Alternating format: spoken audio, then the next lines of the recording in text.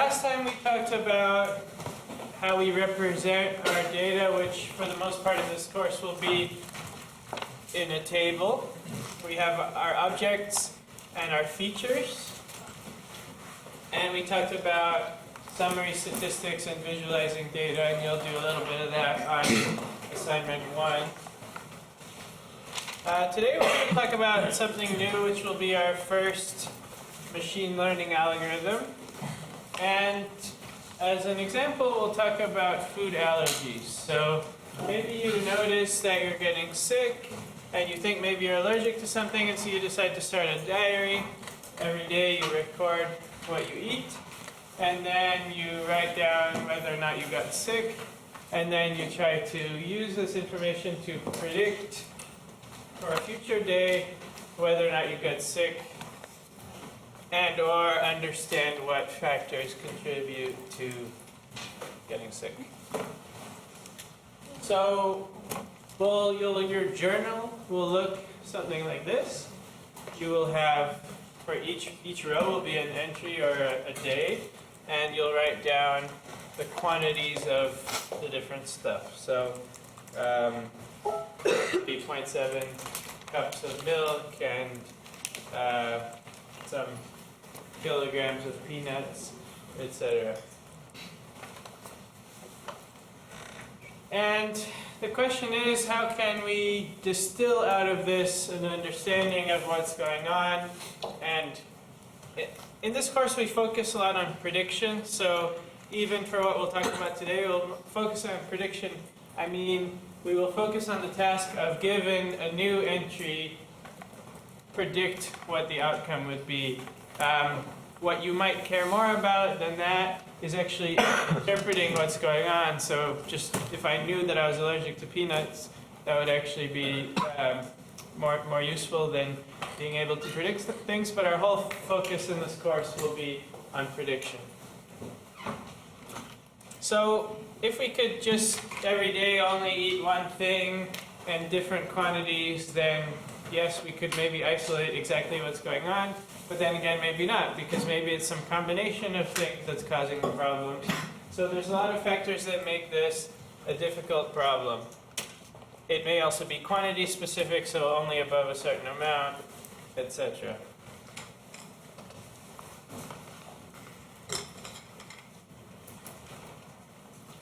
So a lot of this course is about supervised learning, including today.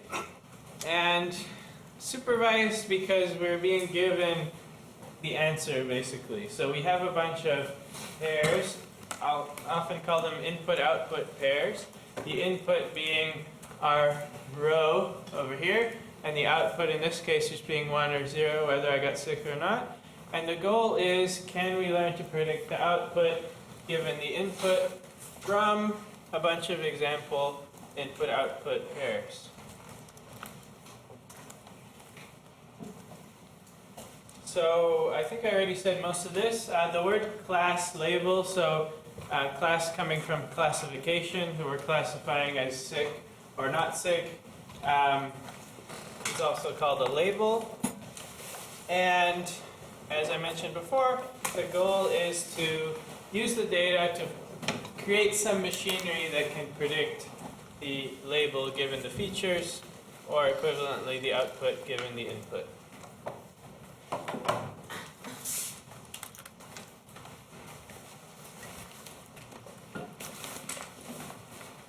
So any questions about this general setup?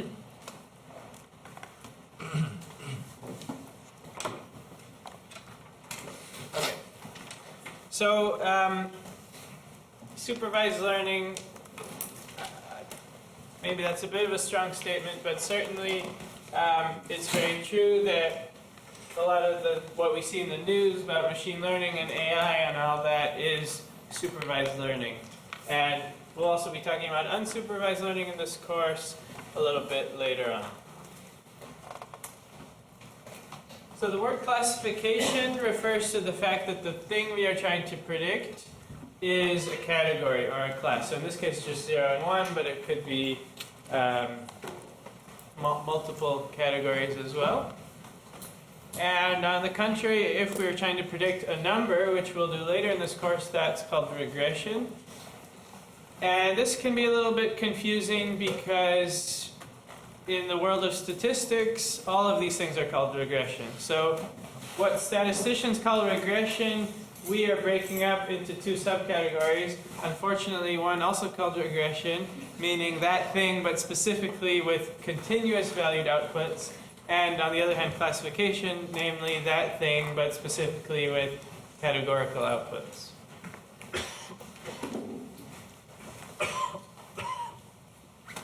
Okay, so here's a naive approach to this.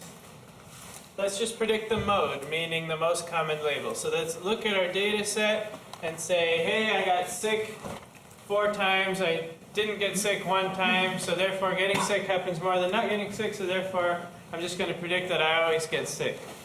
So on this data set, that's already getting you 80% accuracy, 4 out of 5 correct.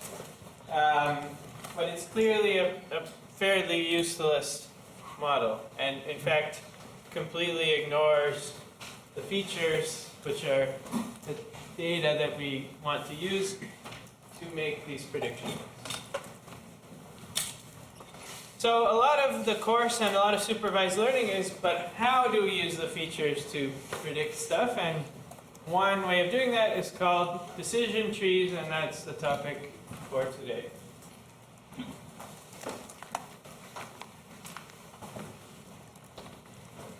So you could think of decision tree as a program with a bunch of if-else statements.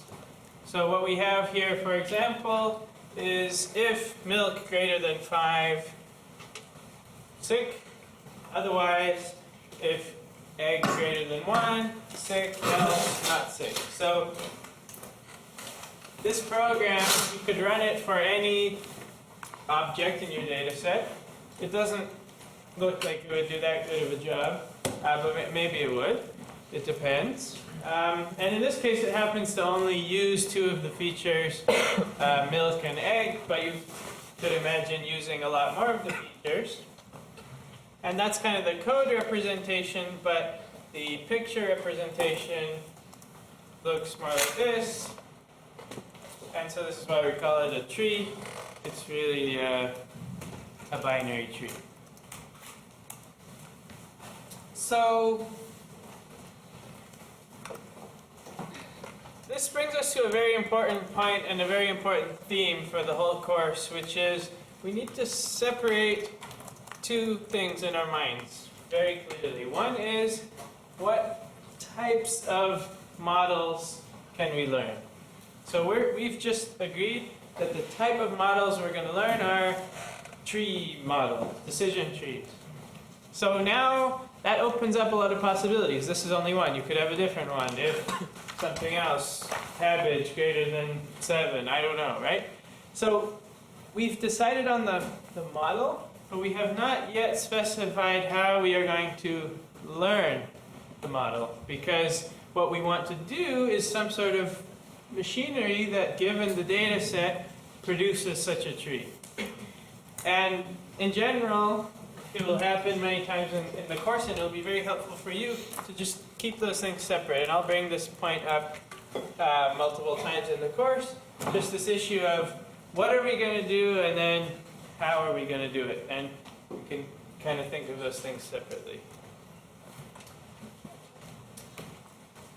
Okay.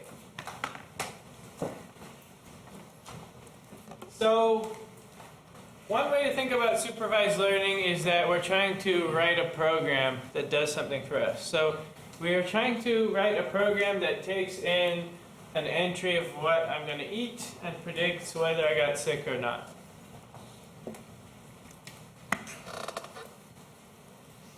And the word training, or maybe fitting sometimes, or learning certainly, refers to getting myself that program. So in a way, we're kind of going to write a program that will generate us a program. It's just that we don't that often think about the trained model as a program, but we can think of it that way.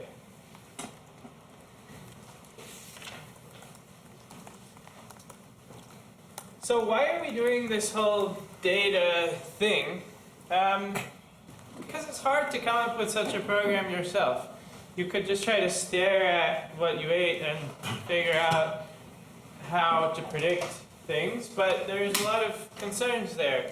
It might be hard to tell, might be hard to pick up patterns, there might be a terabyte of data and you might not be able to look through a terabyte of data, etc., etc. So the more labeled data we have, the better. And the word labeled, by the way, is kind of hinting at the unsupervised learning portion of the course, where you have the features, but you don't have the corresponding outputs, and we'll talk about that later. So labeled data means we have the correct answer on hand for some number of examples. Any questions or comments?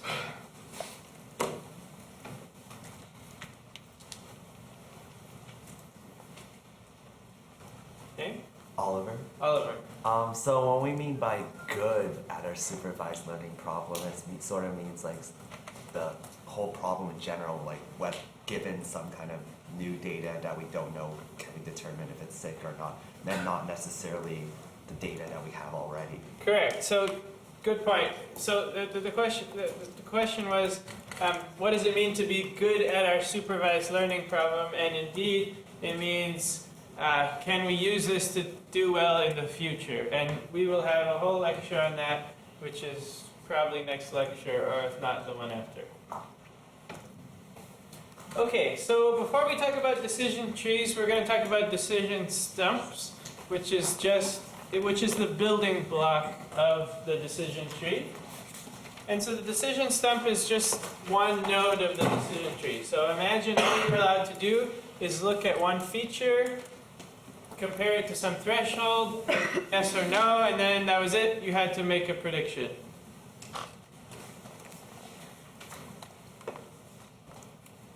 So what we're going to focus on for the next, 20 minutes, some amount of time, is how do we find the best decision stump rule given our data set? And in order to even answer that question, we have to understand what does best mean. So how do we assess how well we're doing?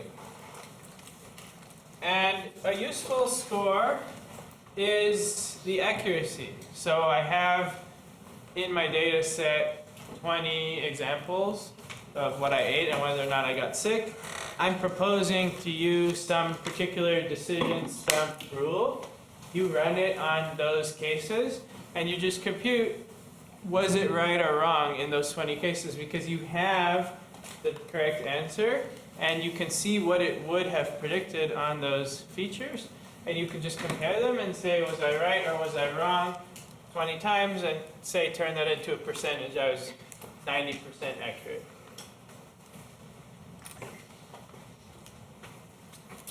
So for example, for the rule egg greater than 1, there are several decisions we have to make. First, we decided our feature was going to be egg and the threshold was going to be 1. And now we have the split.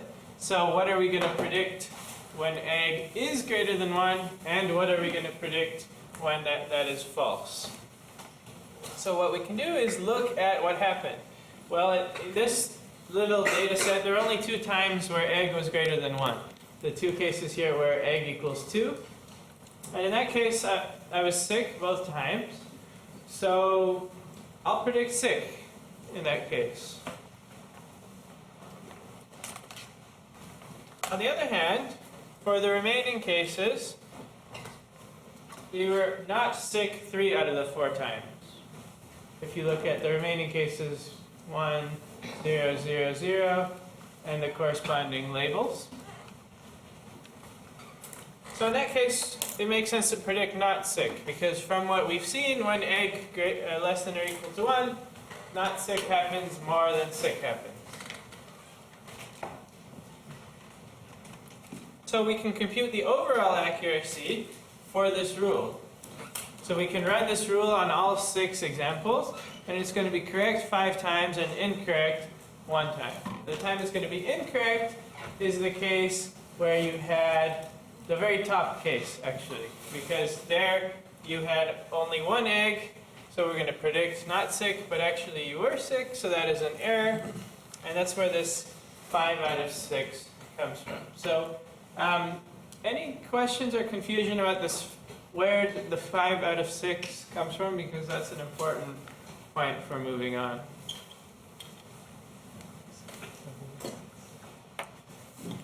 Yeah, what's your name? Gurinder? Gurinder? I have a question about that, but do we care at all about the units we can measure, or is that up to us? Do we care about the units of measurement? So we will talk about that later. The short answer is that since we get to choose the thresholds ourselves, we can kind of account for the units. So in other words, we don't care for the moment what the units are. Yeah. What do you choose the threshold? What's your name? Eli, Eli? do you ever have multiple thresholds on one column? Do you ever have multiple thresholds on one column? We will get to that. Yeah. We're going to make trees out of these stumps, and you might have multiple stumps re-examining the same feature down the line. Yeah, your name? Gareth. And Gareth? is there some general set of rules that we apply for determining that initial threshold? So that's what the lecture is about, basically, is how do we pick, not only do we have to pick the threshold, but we got to split on whatever feature we wanted. We picked egg, but we have to decide that, and decide the threshold, and decide, after we split, what to predict in the 2 leaves. This issue of what to predict on the 2 leaves is what we just talked about here. That's the easiest question, because we can just check, well, what happens in those 2 cases and what's more common. But the much harder question is, what is the optimal split to do? And that's what we're going to talk about. Dave. Are we trying to reach the highest accuracy as the initial stage? Are we trying to reach the highest accuracy? So for now, yes. Later, we will do other stuff. Okay, so we could consider other rules like milk greater than 0.5, and I'm hoping, based on what we've talked about so far, you could come up with this number 4/6 by just repeating the same thing that we did, dividing into the cases where milk is and isn't greater than 0.5, seeing what's more common, deciding to predict that, then going back and seeing how well you did.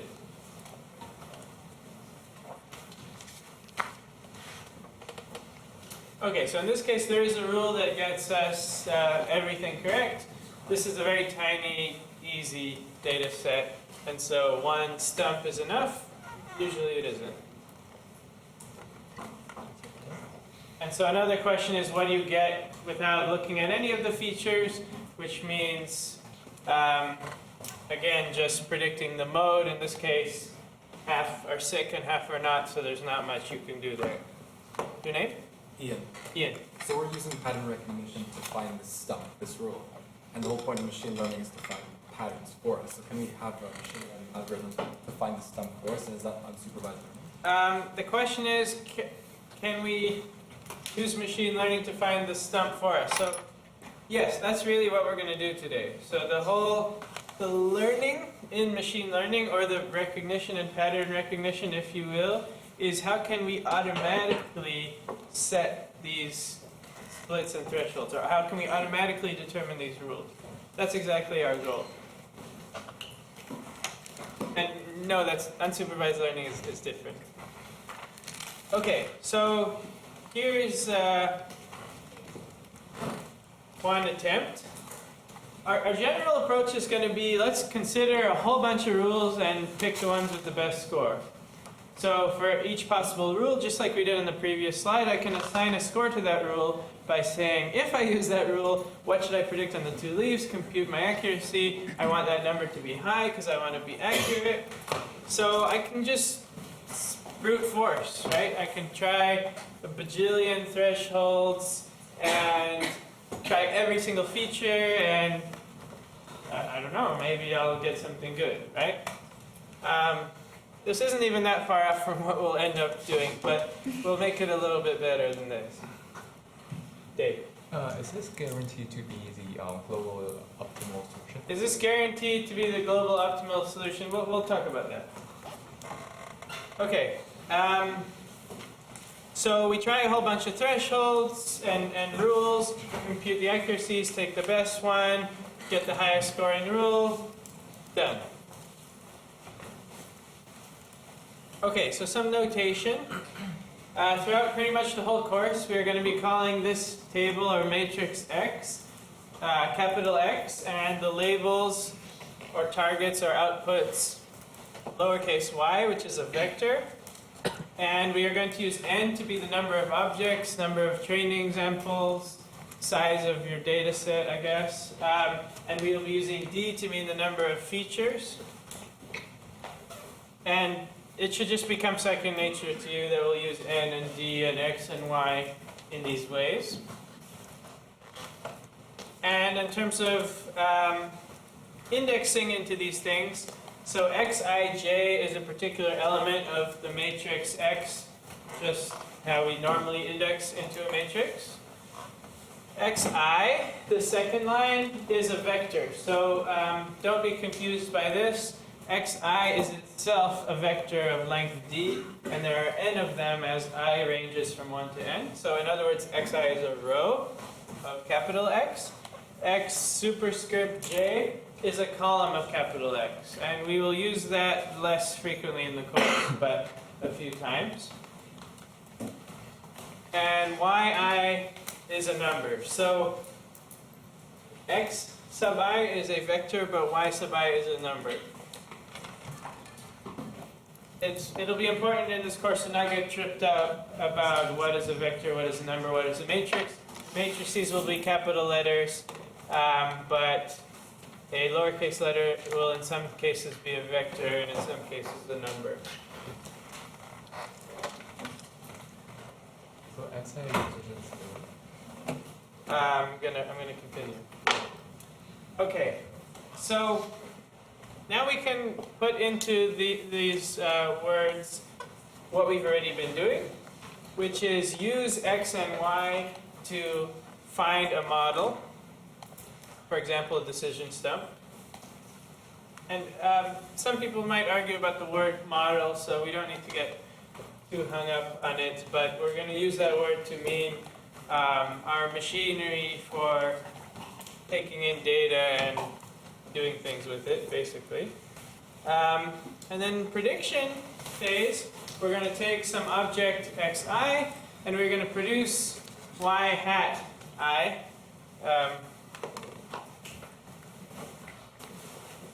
Right. And that will be our prediction for that input. Oh, there. And then we can compute our accuracy or equivalently our error rate. So if our accuracy is 90%, our error rate is 10%. They're just the same thing. Question over here? Yeah. I have a question. Oh, I'm Bianca. Right. I have a question on, I guess, the role. Won't it be a problem if we're just trying to get it exactly, or try to get the score like exactly accurate? Won't that be a problem with overfitting? We'll talk about that later. The question was about overfitting. We'll talk about that later this week. Yeah. Okay, so here's the plan. For each feature, j, in other words, each column of x, so egg, milk, etc. For every threshold, t, that we want to consider, then we can look at the data set being thresholded with that rule and decide what to predict on the one side, which is the most common thing when the rule is true. And we can decide what to predict on the other side, which is the most common thing when the rule is false. And then using that rule, we can make predictions for our whole data set and then calculate our error rate, or maybe number of errors, as it's written here. So this is just a pseudocode of what we were doing a couple of slides ago. And then if this rule is the best rule we've seen so far, then we can store it. So basically do this for all our rules, pick the best one. And then output the optimal decision stump rule. Okay. So how much is this going to cost me? That's what I want to know. So let's think about it. again, using n and d. I will often use k in the course to just be some integer, and there will often be some integer that we need a name for it, and it'll usually be k. By the way, there is a link on the course homepage to a document that goes in detail about all the notation that we use in the course. So if you're ever getting tripped up on notation, I recommend taking a look at that document.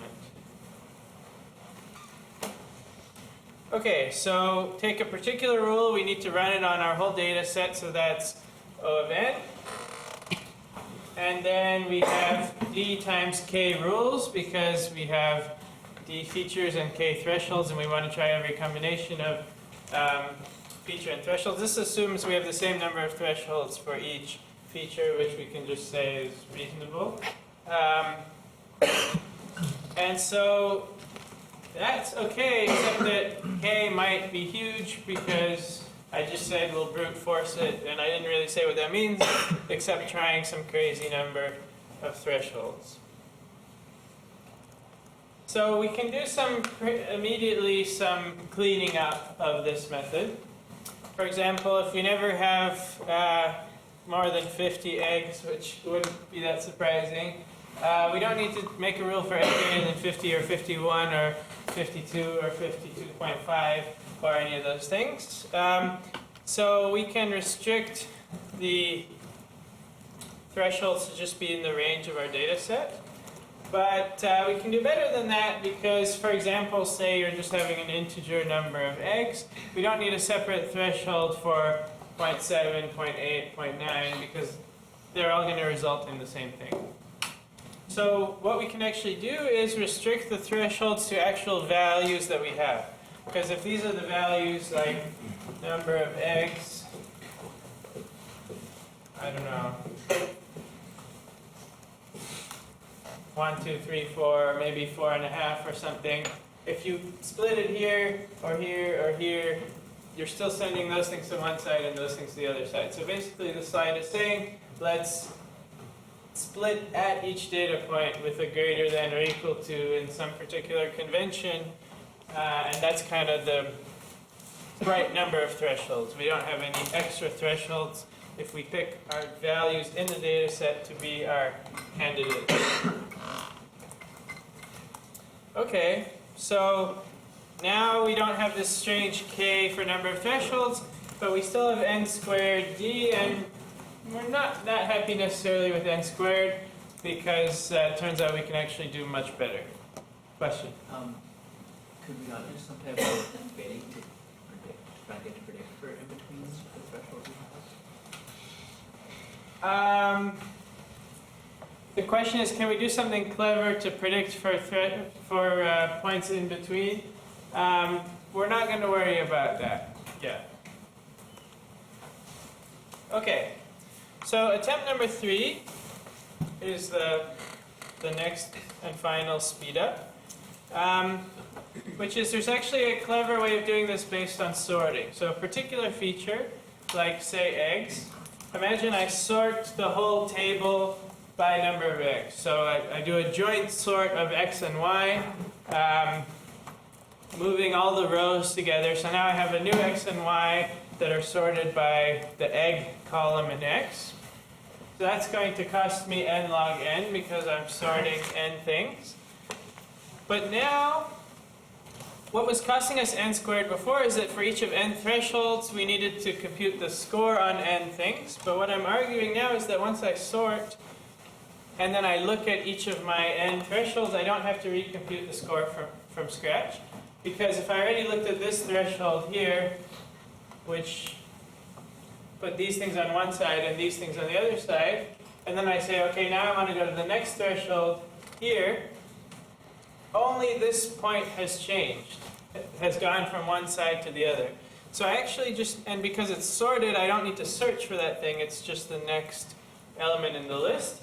And so I just need to make a little update for those points that fell in between the old threshold and the new threshold. And so really I can do the entire thing in just one pass through the sorted data set, which means n log n plus another n, which we can ignore compared to n log n. And so we actually get ourselves into a n log n situation instead of n squared.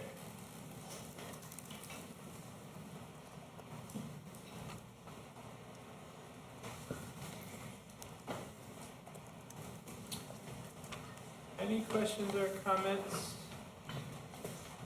The first time I saw this, it took me a few minutes to absorb it, so it may be worth revisiting this after class as well.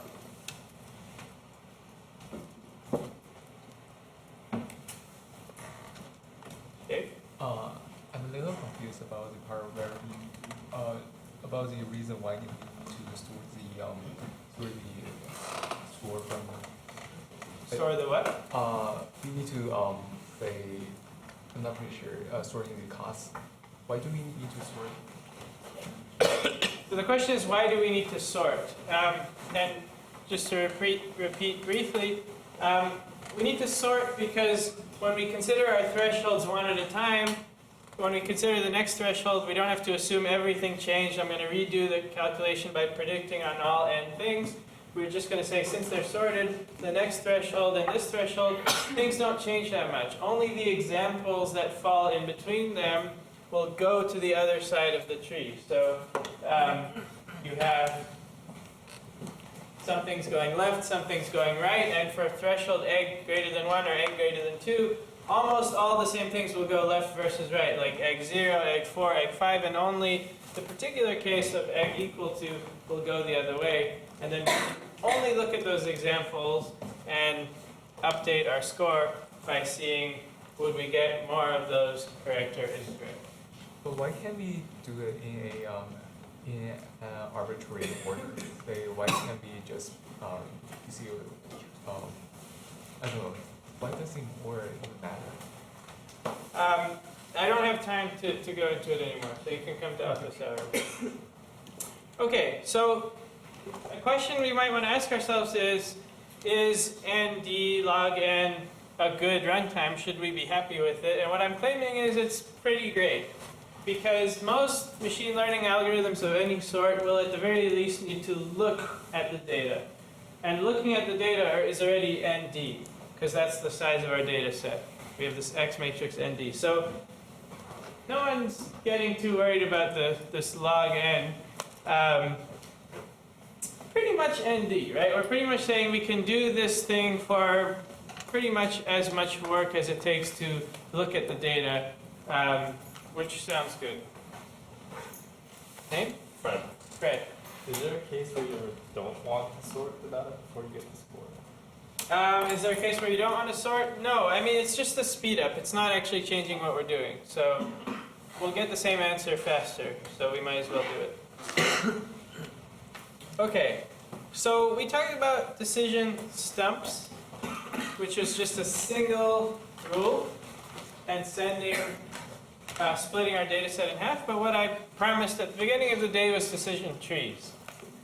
So we're going to use decision stumps as a building block for decision trees. And we already saw a picture of one in the beginning of the lecture.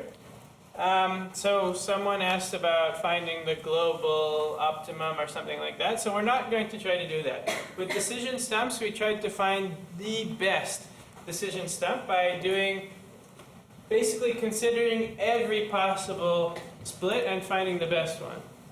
But for the trees, there's just exponentially many trees you could have, because at each node you can pick all these different choices, and then given that, the next node, and so on and so forth. So we're not even going to attempt to find something that is optimal, and we're just going to do a greedy approach that will find something that we kind of hope is reasonable. I'd say this happens fairly often in machine learning, that we do things and we know we can't find the optimal thing, but it's just good enough. Okay, so greedy recursive splitting. We start with our data set. We find the optimal decision stump as we just described. We apply that rule.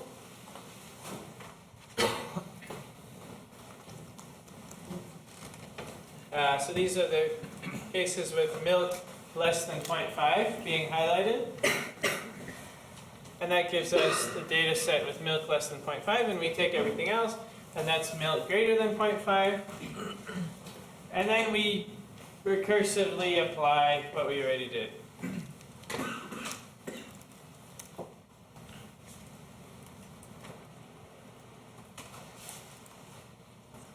So take our data set, find best decision stump, split based on that stump, and then find the best stump for each half, split. So again, this recursive, it's greedy again because we're just doing the best thing with what we have, and we're not looking ahead at all the way down and finding the best overall tree. We're just splitting the best stump one at a time.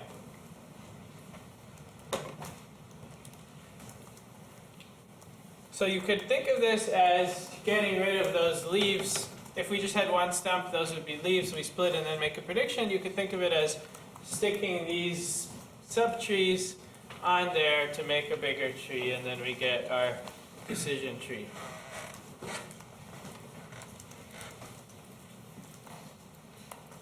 So if we do that, then instead of just splitting in two on a single feature and threshold and saying sick, not sick, we can actually split in 4, and we can get much better accuracy that way. In fact, unless we have any kind of degenerate cases where we ate the exact same thing and had a different output, we should be able to get 100% accuracy if we just keep splitting this, because we could actually split it so that every object got split completely by itself, and then we could just predict whatever that label is, and we get 100% accuracy on our training data. So someone asked about this, Bianca asked about this, and we'll talk about it, I think, next time, which is why that might not be a good idea. But for today, we can say, well, we can do it. So it does seem like decision trees kind of make sense, and they can certainly be much more accurate than decision stumps.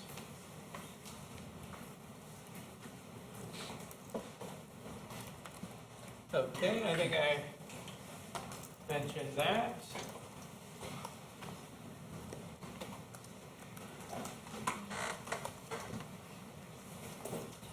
So there is a question here of the depth.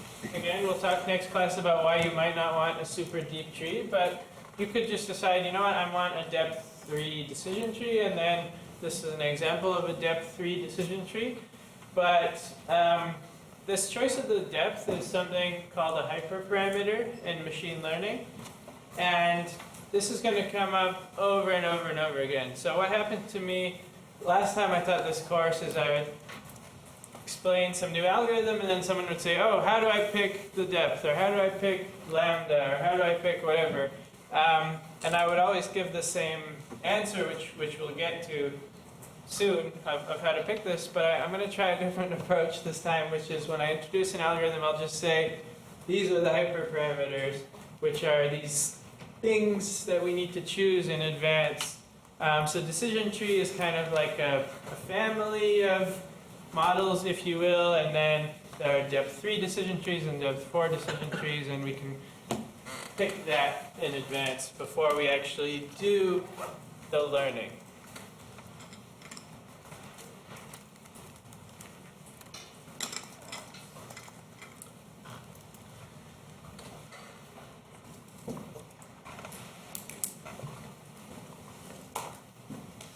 Any questions or comments?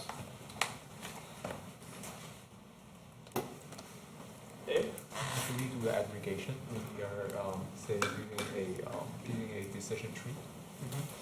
Do we do aggregation? What do you mean? So do we aggregate different columns? Different columns? Yep. I don't know what you mean by that, so let's talk about it later. Okay. So is this a good idea or not?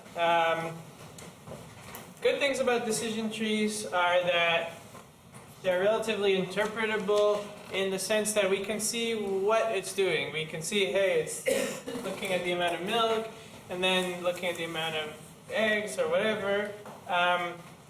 So we could draw the tree, right? Which isn't a luxury we'll have for most of the algorithms that we talk about in this course.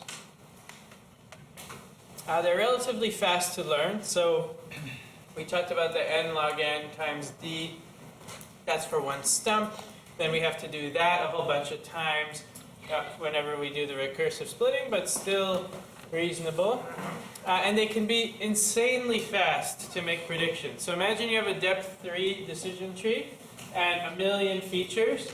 You're actually only doing 3 comparisons to get to the bottom of that depth 3, which means you're not even looking at all your features, even once, which maybe no other method we'll talk about in the course does. So it can be super fast to make predictions.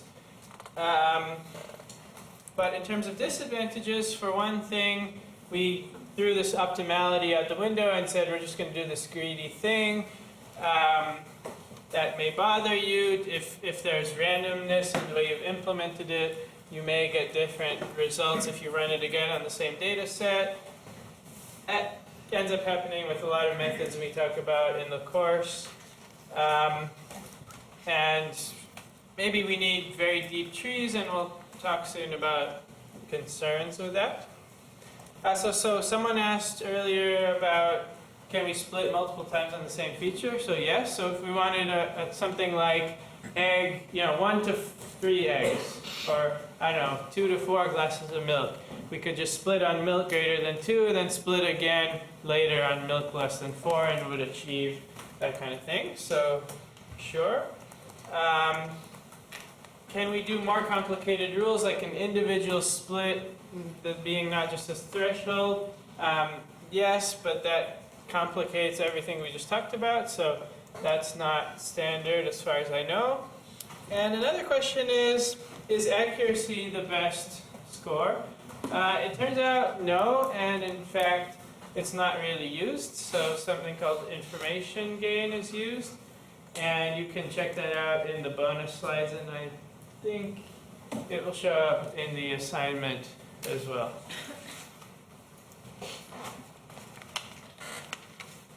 Okay, and what depth, right? So that's a hyperparameter that we have to decide. Yeah, what's your name? Allie, Ellie? why is the information gain stuff in bonus slides instead of just like main slides? The question is, why is the information gain stuff in bonus slides instead of main slides? Because we'll run out of time if we talk about all the stuff in the bonus slides. So in general, most of the lectures have some number of bonus slides, and essentially I want to dedicate the time we have to kind of essential stuff, but sometimes there's other good stuff and we wouldn't want you to just not have it at all, so it's kind of a compromise to have it uploaded where you can read through it but not go through it in lecture. On the other hand, there are tutorials which may sometimes touch on that kind of stuff, although not often, office hours, etc. Yeah.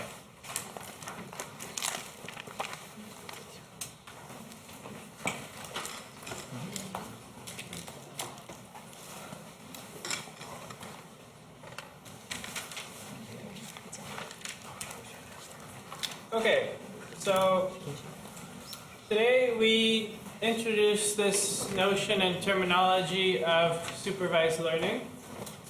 And the way we're thinking about that is use our data set to automatically generate this thing, a program or a model that, given the inputs, can predict outputs. I know I've said this a few times, but I just want to reiterate that isn't everything.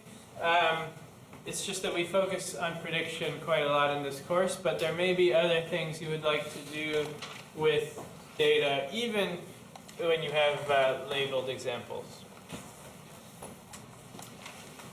So we talked about decision trees and decision stumps. The decision stump being the building block of the decision trees. And then we talked about greedy recursive splitting, which is kind of a fancy way of saying that we will fit a decision stump, apply it, and then recursively apply it to the resulting data sets on both halves. And it's not optimal because we're just picking the best stump given what we have right now, and not necessarily optimal given that you're making an entire tree. So you would want to jointly pick all the rules together if you really wanted to get an optimal tree. That is it for today.